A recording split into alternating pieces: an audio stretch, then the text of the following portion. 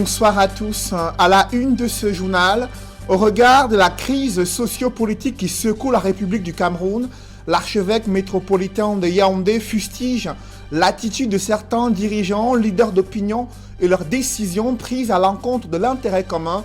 Monseigneur Jean Barga a interpellé les décideurs politiques à l'occasion de la fête de l'Ascension à la cathédrale Notre-Dame des Victoires à Yaoundé. Classé officiellement deuxième à la dernière élection présidentielle, Maurice Kamto, président du MRC, a-t-il réellement les preuves des irrégularités ayant émaillé ce scrutin à tel point qu'il en conteste toujours le résultat officiel, donnant vainqueur le chef de l'État Paul Biya? La Commission africaine des droits de l'homme vient d'ouvrir un dossier d'instruction à cet effet. Vous suivrez dans ce journal la teneur des requêtes introduites par Maurice Kamto, président du MRC, et la réaction de la Commission africaine des droits de l'homme et des peuples qui a siégé il y a quelques jours en Égypte. Et une bombe écologique se dessine dans la capitale économique du Cameroun. Des déchets plastiques, déchets hospitaliers qui perturbent le quotidien des populations résidant dans une banlieue du 5e arrondissement de Douala. Comment en est-on arrivé là? Qui sont les responsables? C'est l'enquête du 20h.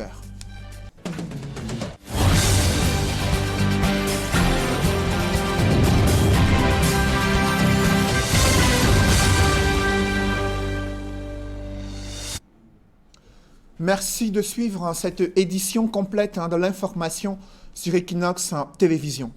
L'archevêque métropolitain de Yaoundé n'est pas passé par 4 chemins pour fustiger l'égoïsme de certains dirigeants, leaders d'opinion et leurs décisions prises souvent à l'encontre de l'intérêt commun. Monseigneur Jean Barga a tenu à reprocher à ces décideurs politiques d'ignorer la clairvoyance du Seigneur Tout-Puissant dans la tentative de résoudre les multiples crises que traverse le Cameroun. Il a interpellé leur conscience lors de la messe à la cathédrale Notre-Dame des Victoires à Yaoundé à l'occasion de la fête de l'Ascension. D'autres précisions avec Aïk Cyril dans ce reportage.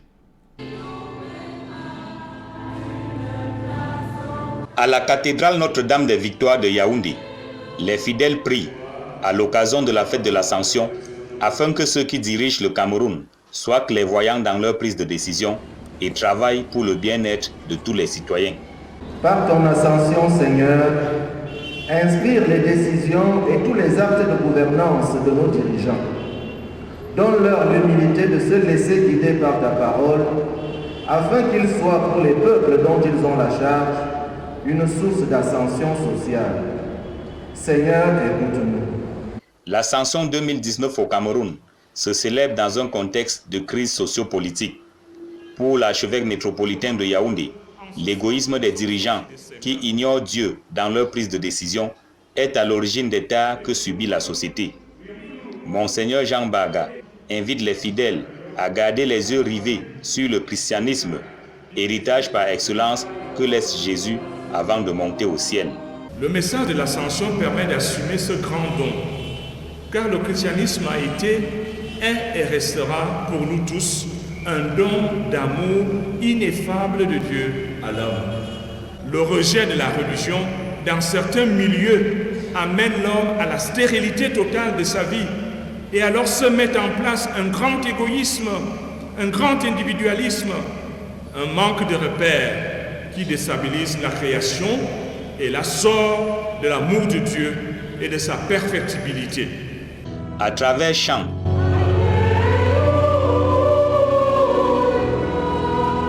prières, Ils poursuivent avec foi et persévérance la mission de salut que tu leur as confiée jusqu'aux extrémités de la terre. et louanges. Le Seigneur Tout-Puissant vous bénisse. Il élève aujourd'hui son Fils dans la gloire et vous ouvre ainsi le chemin du ciel. Le peuple de Dieu célèbre la montée de Jésus au ciel, 40 jours après sa résurrection. Une intention spéciale est adressée à Dieu pour les travaux de réfection de la cathédrale Notre-Dame des Victoires de Yaoundé. Nous pensons que nous devrons restaurer la cathédrale de manière à en faire un nouveau joyau au cœur de la ville. Nous avons déjà posé la toiture. Il reste des travaux de profondeur. L'autel, il faut le refaire quasiment en neuf parce que tout a été un peu usé par le temps.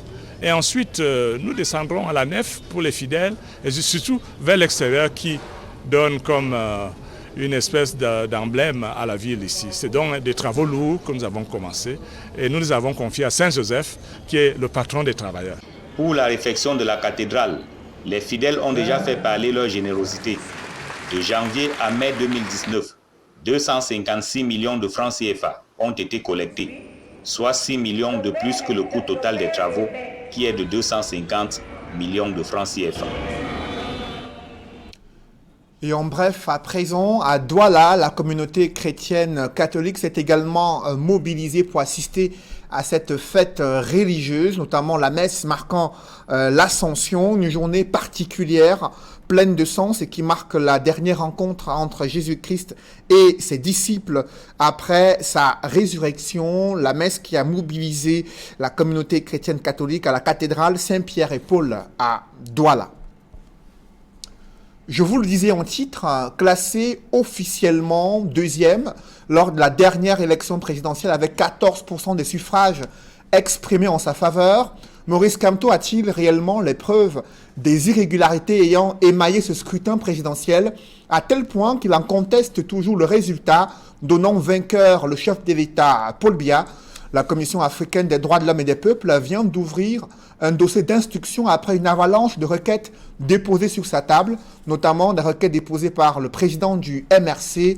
Quelle est la teneur des requêtes de Maurice Kamto et comment réagit la Commission africaine des droits de l'homme et des peuples à propos de ce contentieux électoral qui date du mois d'octobre 2018 au Cameroun? Élément de réponse avec Jean-Paul Chouniat.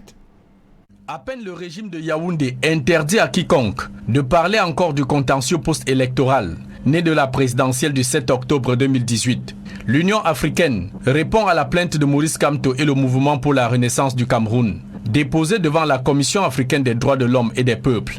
Premier point de cette plainte notifiée en date du 20 janvier 2019, la contestation de la victoire du candidat Paul Biya, le leader du mouvement pour la renaissance du Cameroun, demande à la Commission de l'Union africaine de procéder au recomptage des bulletins de vote par bureau de vote, puis ordonner à Elections Cameroun de produire tous les procès-verbaux et les fiches d'émargement de ces bureaux pour authentification. Et donc pour le MRC et Maurice Kamto, jusqu'ici, il n'existe en réalité aucune preuve matérielle de la victoire du candidat Paul Biya, en plus validée par un conseil constitutionnel au service du président réélu. Sans d'autres formes de procès, la commission électorale a falsifié les résultats de vote dans différentes régions en faveur du candidat du RDPC, concluent les plaignants.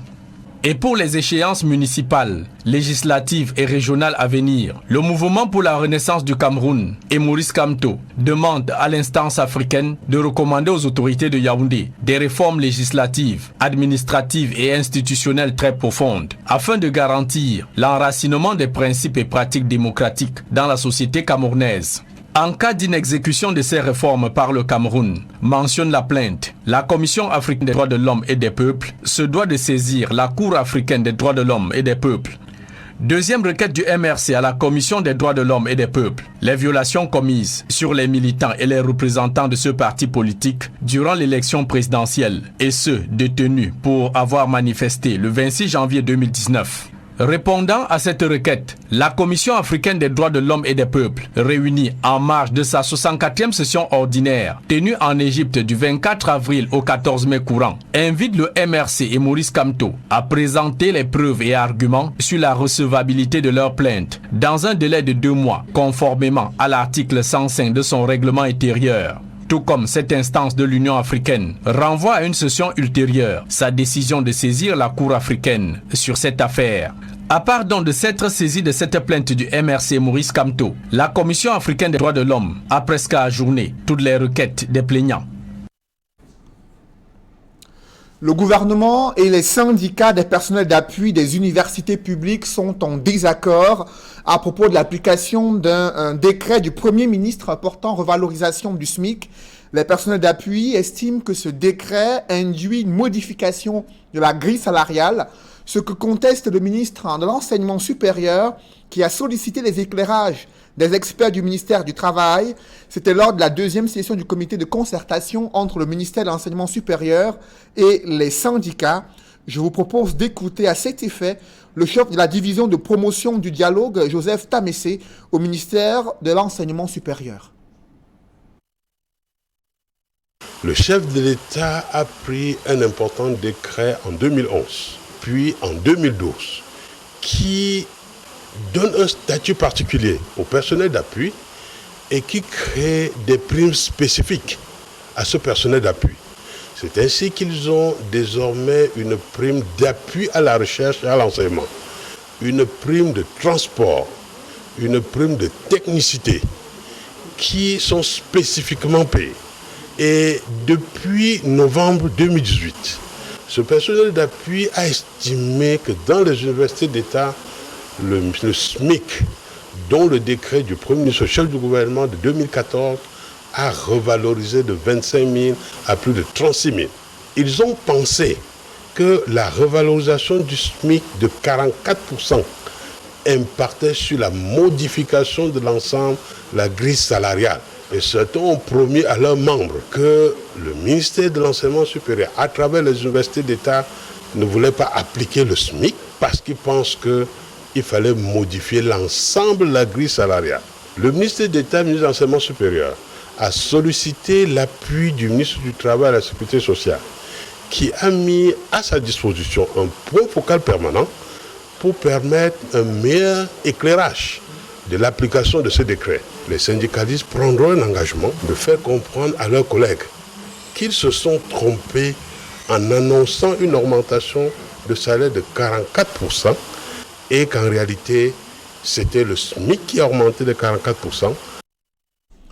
Une ordonnance signée du président de la République vient de modifier certaines dispositions de la loi des finances en 2019.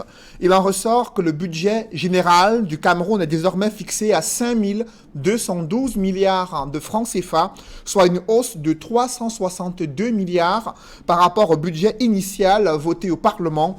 Dans cette modification du budget 2019, l'on constate que les revenus du secteur pétrolier connaissent une hausse de 56 milliards de francs CFA et le gouvernement prévoit d'augmenter les emprunts auprès des bailleurs de fonds de l'ordre de 240 milliards de francs CFA.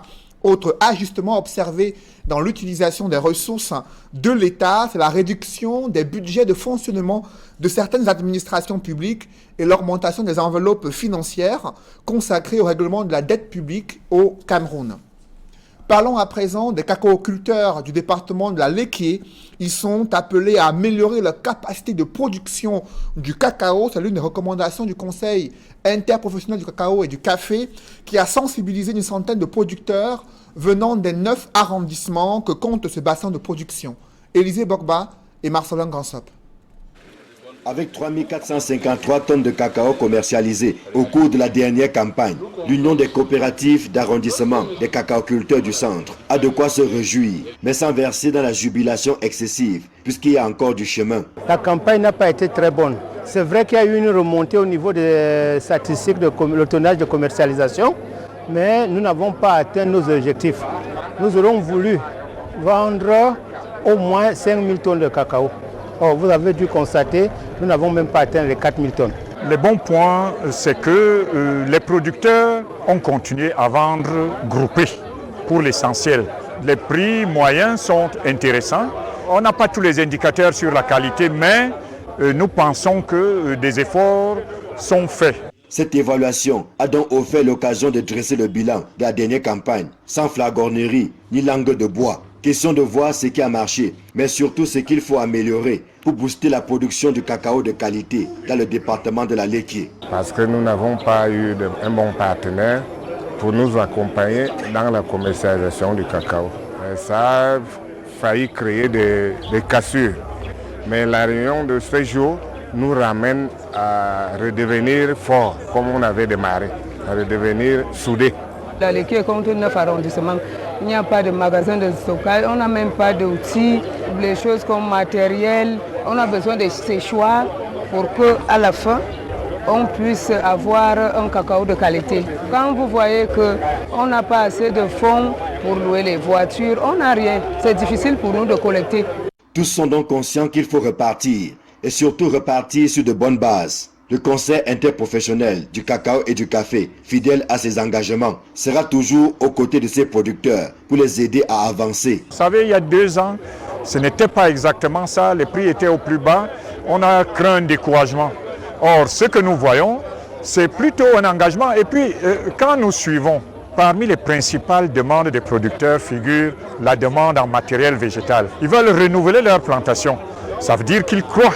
Comment faire que nos coopératives puissent avoir le minimum comme fonds de roulement, puissent avoir des moyens de collecte de produits, des moyens de groupage de produits.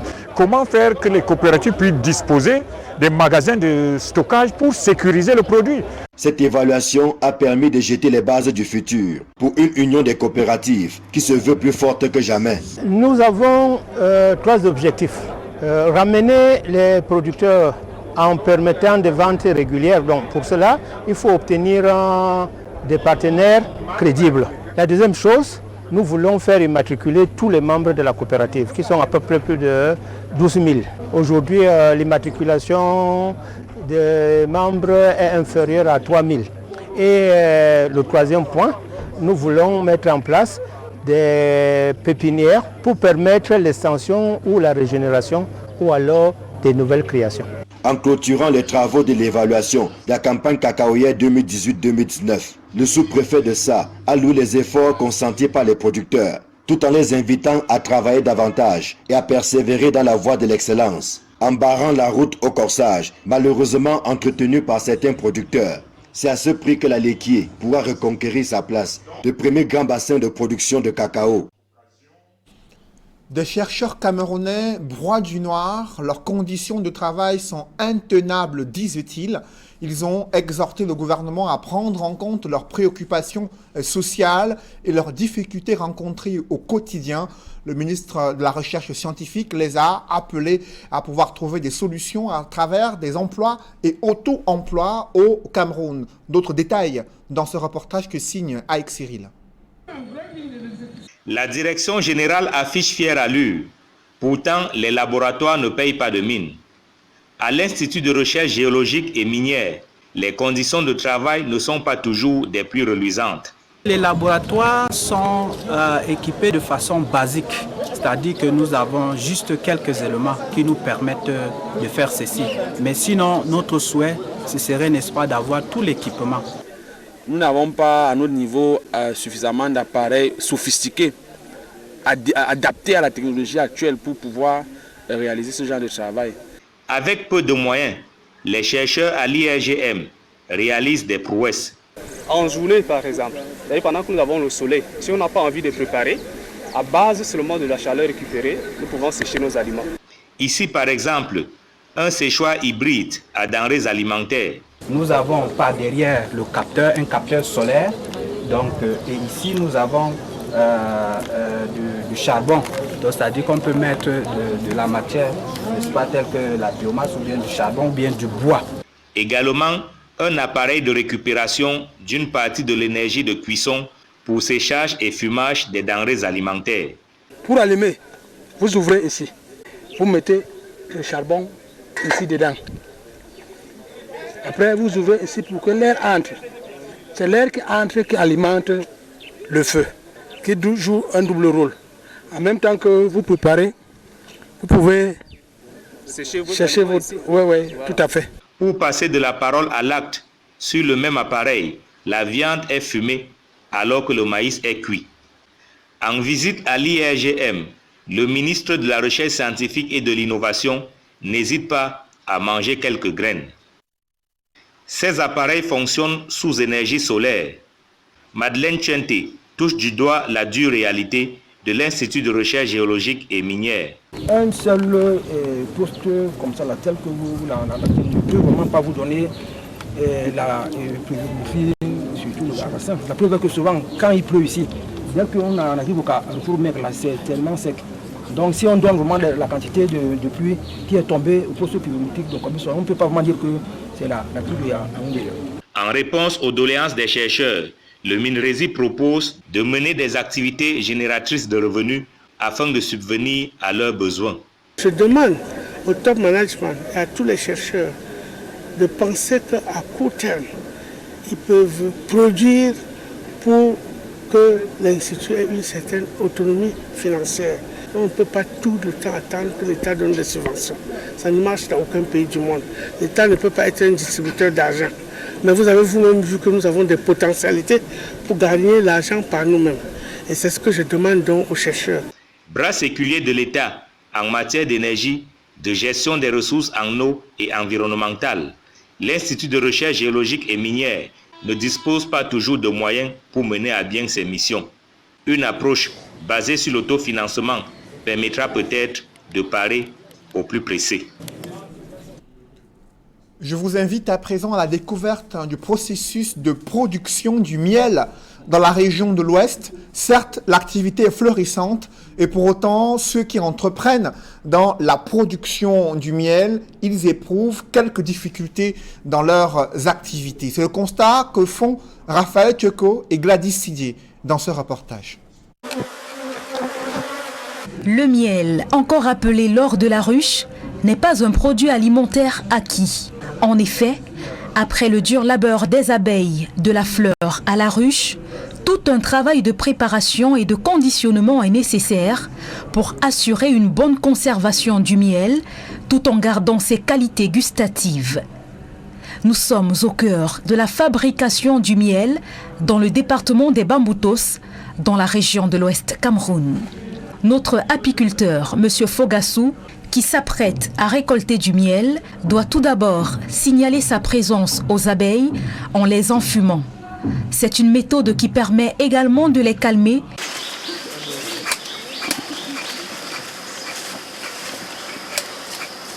L'apiculteur enlève maintenant le toit de la ruche pour décoller les morceaux de miel des cadres. Entre 8 à 12 kg de miel en moyenne peuvent être récoltés par ruche, selon la taille de celle-ci.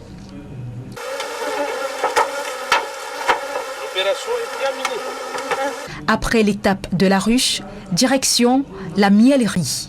Il faut procéder à la filtration du miel pour extraire les impuretés, notamment de la cire.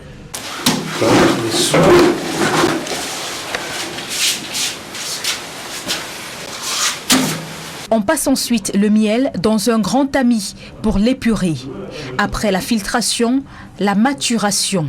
Le miel est généralement conditionné dans des grands fûts. Le professionnel ou l'amateur laissera ce précieux liquide reposer plusieurs jours à une température avoisinant les 20 degrés Celsius. Ça, c'est ce qu'on appelle le maturateur. C'est le récipient que, après avoir extrait le miel, c'est-à-dire sorti du miel des alvéoles, on le laisse se reposer dans un maturateur. C'est dans le maturateur que ça se purifie.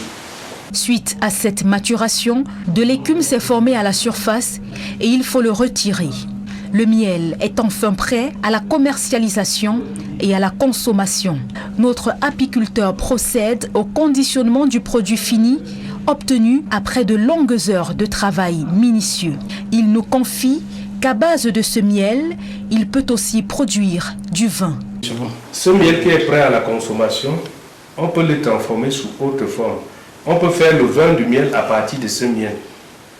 Vous allez tout à l'heure voir ce vin du miel qui a presque la même couleur que ce miel. Le miel possède plusieurs vertus, notamment cicatrisantes sur les plaies.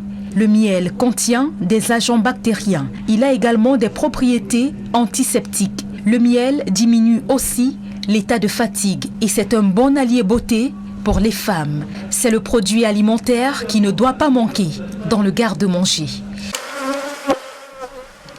La pollution de l'environnement prend une ampleur inquiétante dans la capitale économique du Cameroun. Des déchets plastiques sont déversés dans des cours d'eau, ce qui représente une réelle menace à la fois pour la santé des populations, mais également pour l'écosystème de la ville de Douala. Des environnementalistes tirent la sonnette d'alarme sur les dangers qui guettent la capitale économique du Cameroun. Reportage Innocent Abega et Xavier Foucault. La rivière Konji, au quartier d'Orbon, dans le 5e arrondissement de Douala. Une véritable catastrophe environnementale et sanitaire, une bombe écologique. Le lit de ce cours d'eau est envahi par des déchets de toutes sortes. Un nombre impressionnant de bouteilles plastiques, Des restes d'appareils électroniques et électroménagers, une véritable menace pour l'environnement. À la moindre pluie, évidemment, l'eau quitte son lit, il y a inondation. C'est aussi les habitats, beaucoup de moustiques dans les zones où se pratiquent les activités agropastorales. On s'est rendu compte que ces plastiques-là qui mettent assez long dans la nature avant d'être dégradés réduisent la productivité agricole et les animaux qui en mangent en meurent par intoxication. Les populations riveraines sont exposées à de nombreuses maladies. Il y a trop de moustiques, même en journée, quelqu'un ne peut même pas s'asseoir dehors. C'est pour ça qu'on a bloqué les fenêtres comme vous voyez là. Il y a trop de odeurs qui sont de là. Et il y a mon premier fils qui fréquente déjà, mais chaque mois, il part à l'hôpital. Chaque mois, il part à l'hôpital. Oui, même ton carnet est rempli. Les maladies qui sont liées à l'humidité. Il y a les maladies du poumon, il y a les maladies bronchopulmonaires. Certaines méthodes de destruction utilisées par les populations les exposent encore plus. Les populations qui malheureusement sont presque abandonnées à elles-mêmes ont trouvé une solution facile de les incinérer. Or, il est dit que l'incinération des déchets plastiques, vous savez que c'est fabriqué à la base d'hydrocarbures, c'est un produit hautement inflammable et les fumées qui s'en dégagent malheureusement contiennent les furanes et dioxines qui sont cancérigènes. Les militants écologiques placent différents acteurs sur le banc des accusés. Le rôle de l'État est aussi à dénoncer. Est-ce que l'État fait assez son boulot? Je dis non. Pourquoi? Parce que l'État pratique la théorie de top-down. C'est-à-dire tout vient d'en haut. Toutes les décisions viennent d'en haut. Alors que face à ce genre de problématique, on devait pratiquer la technique bottom-up. Les fabricants, que je considère comme des délinquants écologiques, ne respectent pas les textes. La résolution de ce problème passe par l'implication de toutes les parties, y compris les populations, et surtout par le transfert des compétences aux collectivités territoriales décentralisées. Seules les mairies, qui sont les administrations de proximité, peuvent s'y construire, peuvent mettre sur pied un plan de réduction de ces ordures, de ces déchets plastiques-là, et réduire aussi leurs impacts sur la santé de l'homme et sur la santé de l'environnement.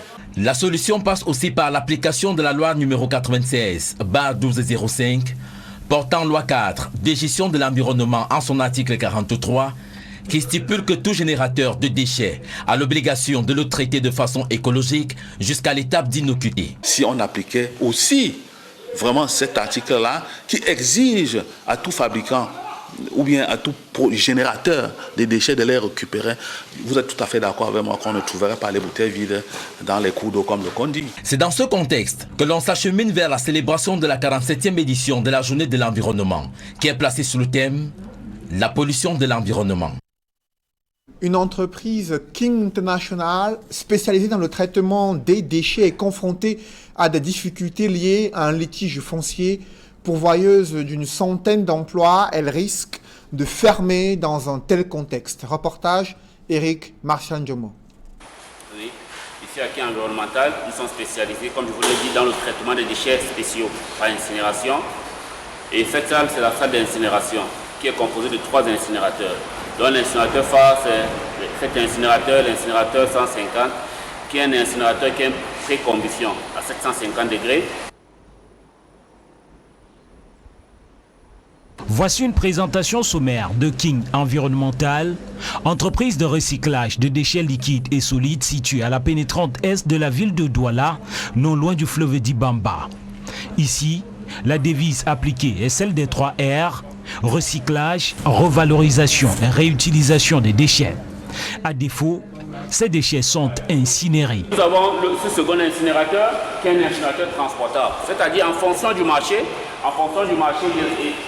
et des besoins du client, on peut le transporter pour l'installer chez le client et détruire les déchets sur place. L'entreprise emploie une centaine de personnes, pour la plupart des riverains. Ces derniers pourraient voir leurs emplois disparaître à la faveur d'un litige foncier qui oppose King International à un particulier au sujet du site actuel. Les employés dépités craignent pour leur avenir. Actuellement, nous passons dans une crise terrible. Là où il y a un voisin qui envahit notre terrain de derrière et en disant qu'ils ont un titre foncier là où c'est même un marécage. et que je pense que notre loi ne la permet pas. Et malgré même l'arrêté préfectoral, ces gens n'ont pas hésité toujours à nous intimider avec même la police à l'appui pour continuer les travaux. Nous sommes environ 15 ans ici. Alors, on n'a jamais trouvé personne qui est venu nous bousculer. Nous sommes en train de voir un monsieur derrière là. Alors il est venu avec la police armée pour chercher à détruire cette usine que vous êtes en train de voir là. Nous sommes en larmes, pour dire vrai, nous sommes terriblement en larmes, puisque l'usine que vous pouvez voir, la King Environmental ici présent, a bravé vent, tempête, pour pouvoir installer cette base que vous êtes en train de constater. Ce litige porté à l'attention du ministre du Domaine, du Cadastre et des Affaires foncières a débouché sur la mise sur pied d'un comité ad hoc présidé par le préfet du Vouri. Durant ce comité ad hoc, je profite pour remercier le préfet du Vouri. Il a, au sortir de ce comité ad hoc, il a fait sortir une note demandant à l'entreprise qui menace de nous casser d'arrêter les travaux. Ils ont été notifiés, mais à notre grande surprise, et ils continuent les travaux. Il y a même une descente de cette commissaire ad hoc et du préfet avec tous les délégués du cadastre du domaine de la région du Vouri, de la région du littoral et du département du Vouri. Mais cela n'a pas empêché l'élan de vouloir nuire à qui environnemental de tout cet investissement. Le top management qui depuis son installation sur le site fait des pieds et des mains pour l'obtention d'un titre foncier ne sait plus à quel sens se vouer la menace d'une démolition planant comme une épée de Damoclès. À moins de 2 ans de la présidentielle en Côte d'Ivoire, Charles Blé Goudé souhaite peser de tout son poids et de toute son influence sur la scène politique de ce pays d'Afrique de l'Ouest. Il a quitté en première instance, il plaide en faveur du retour de Laurent Gbagbo en Côte d'Ivoire, non sans se préparer à une éventuelle candidature en cas de désistement de son mentor politique. Le porte-parole de Charles Blé Goudé a choisi le Cameroun pour partager ses confidences et les espérances de Charles Blé Goudé. Reportage, Faral Bounia et Donald Brice Kamgan. Premier axe de l'entretien entre Equinox Télévision et le porte-parole de Charles Blé Goudé, les dernières nouvelles et l'état psychologique de l'ancien ministre de la Jeunesse, de l'Emploi et de la Formation professionnelle de Laurent Gbagbo aux Pays-Bas après son acquittement par la CPI en janvier dernier. Il va très bien, la santé est vraiment une santé de fer et d'ailleurs nous on l'appelle le DAMO. Le DAMO, c'est-à-dire que le distributeur automatique de morale. Lorsque tu es désespéré, lorsque tu ne peux rien faire, lorsque tu ne sais pas où aller, et que tu te dis que voilà, on a tout perdu dans cette lutte et qu'on est en train d'aller sur un chemin qui n'aura pas de fin. Mais quand tu arrives à ce Charles Blé Goudé, le distributeur automatique de morale, mais le moral te revient encore au plus haut sommet, comme on pourra dire que tu seras sur le Kilimandjaro. Sur la situation sociopolitique en Côte d'Ivoire, Charles Blé Goudé est convaincu que ses concitoyens méritent mieux en termes de gouvernance et d'accès aux besoins sociaux de base, révèle son porte-parole. Aujourd'hui, notre école doit être réformée, doit aller vers une école qui fait des prêt-à-porter, c'est-à-dire une école qui répond aux données exactes du travail sur le terrain. Voilà les propositions de Charles Blé Goudé sur ce plan. Donc à ce niveau aussi, comme vous le dites, comme vous étiez en train de dire aussi, c'est simplement pour parvenir à la réconciliation nationale, Charles Blé Goudé a déjà un schéma. Et ce schéma, c'est la réconciliation par la base. La réconciliation par le peuple de Côte d'Ivoire, la réconciliation par les populations. En Côte d'Ivoire, l'actualité sociopolitique est marquée par des rapprochements entre divers camps politiques. À l'approche de la présidentielle de 2020, Charles Blé Goudé dit attendre la position de Laurent Gbagbo pour se décider, lui qui a fait muter le Congrès des jeunes patriotes en parti politique, le Congrès panafricain pour la justice et l'égalité des peuples depuis 2015. Tant que le président Laurent Gbagbo sera en course, nous ne serons pas en course. C'est notre référent politique. C'est pour cela que nous le disons. La conclusion du président Laurent Gbagbo, c'est là notre introduction. Donc tant que le président... Mais c'est pas parce que le président Laurent Gbagbo est ne sera pas candidat ou candidat qu'on ne s'apprête pas. Nous nous apprêtons. Incarcéré avec Laurent Gbagbo à la CPI dans le cadre de la crise post-électorale de 2010, Charles Blé Goudé a été acquitté en début d'année. L'une des principales figures de son conseil, la célèbre avocate camerounaise, Maître Josette Kadji. Mesdames, messieurs, c'est la fin de ce journal. Merci de l'avoir suivi. Juste après cette édition de 20h, retrouvez Serge Alain Autou et ses invités pour le débrief du journal sur le plateau d'Equinox Soir. Serge Alain. La Commission africaine des droits de l'homme et des peuples demande au MRC de fournir les preuves qui font en sorte que Paul Biya ne soit pas, pour eux, président élu du Cameroun. Des preuves et des arguments de la conviction du président du MRC de ce qu'il y a des irrégularités qui ont émaillé ce scrutin présidentiel. Et dans sa requête également, il a posé le problème de la violation des droits de l'homme en ce qui concerne les militants du MRC qui peinent à pouvoir se mouvoir à travers le triangle national. Il a également posé le problème relatif au code électoral qui, selon le président du MRC, doit être modifié avant les prochaines échéances électorales. Pour le moment, la Commission africaine des droits de l'homme accorde 2 mois au MRC afin qu'il puisse fournir ces éléments de preuve. Ensuite, ce sera au tour de l'État du Cameroun interpellé dans cette affaire, lui qui ne souhaite pourtant plus parler du contentieux électoral au Cameroun. Voilà, c'est donc l'essentiel, l'Equinox Soir, deuxième partie. Cédric, bonne soirée à vous. Bonne soirée à vous, Serge Alain. Rendez-vous lundi 20h. Rendez-vous lundi 20h. Madame, Monsieur, dans un instant, la suite Equinox Soir, toujours en compagnie de nos 4 invités.